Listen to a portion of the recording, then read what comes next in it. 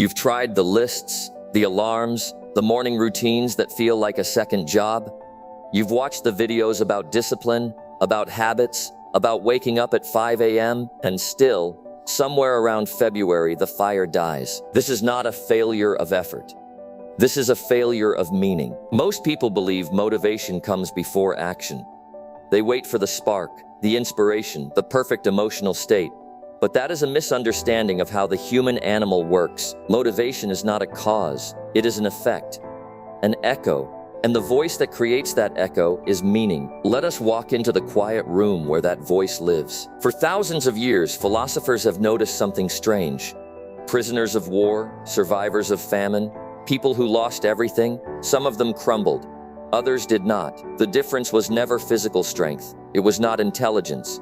It was a single invisible thread, a reason to wake up. Viktor Frankl, a psychiatrist who survived the concentration camps, wrote this: "Those who have a why to live can bear almost any how."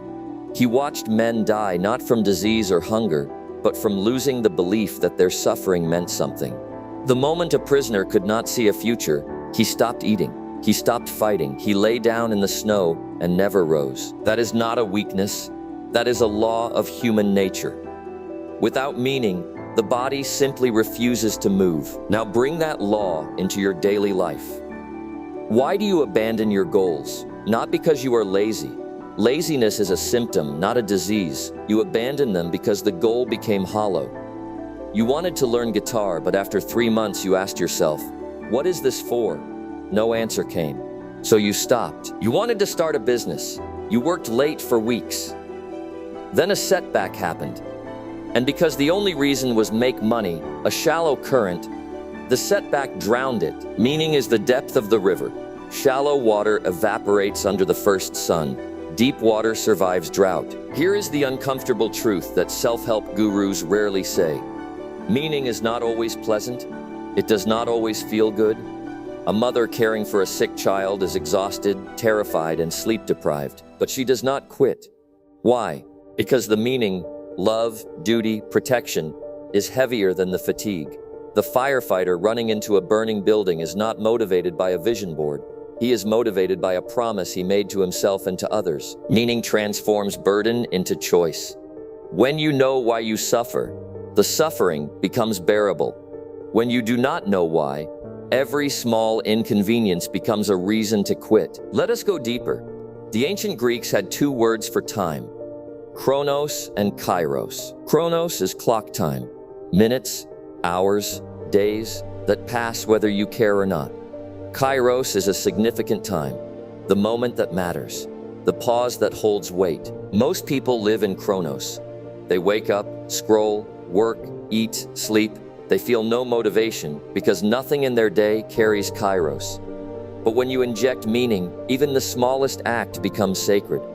A cup of coffee made with attention, a sentence written with care, a conversation where you truly listen. Those moments generate their own fuel. You do not have to push yourself to do them. They pull you. This is the secret that disciplined people know. They are not stronger than you. They are not more gifted. They have simply attached their daily actions to a meaning that is larger than their mood. Your mood changes like the weather. Meaning is the climate. Build your life around climate, not weather. How do you find that meaning? You cannot Google it. You cannot buy it in a course. You have to sit in silence and ask the one question most people run from. What am I willing to struggle for? Not what do you want? Wanting is cheap. Everyone wants a trophy. The question is, what ugly, exhausting, repetitive struggle are you willing to embrace? Because motivation from meaning is not a cheerleader. It is a compass in a storm. It does not promise you sunshine. It promises you direction. Think of a monk who wakes at 4 a.m. to pray. Think of an artist who paints the same tree for 30 years. Think of a scientist who fails 900 experiments. No external reward kept them going. The reward was inside the act itself. The meaning was not a destination, it was the path. This is what the psychologist Mihaly Csikszentmihalyi called flow. But flow is not magic.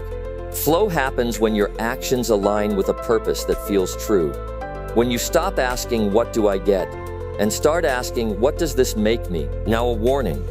Meaning is not always grand. It does not have to be save the world. It can be small. It can be quiet.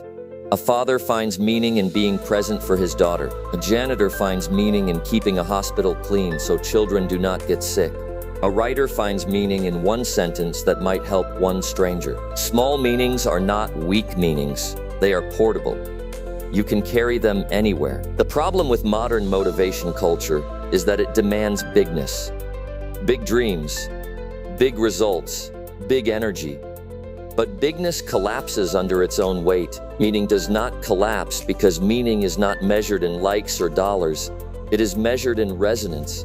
Does this action resonate with who you have decided to become? Let us end with a practical truth. Tomorrow morning, you will feel tired. You will feel doubt. Your phone will offer you escape. In that moment, do not search for motivation. Search for one small meaning. Say to yourself, I am doing this because, and finish the sentence with something real. Not because I should, but because I choose to become someone who finishes things, or because this small step is a vote for the person I want to be. That sentence is not a trick. It is a thread connecting you to your deeper self. Pull that thread every day, it will never break. Talent fades, discipline wavers, but meaning is the only engine that never runs out of fuel. You do not need more willpower. You need a why that makes willpower irrelevant. Find that why. Guard it. Let it drive you through the ordinary days, the hard days, the invisible days, and watch how the fire, once dead, begins to breathe again.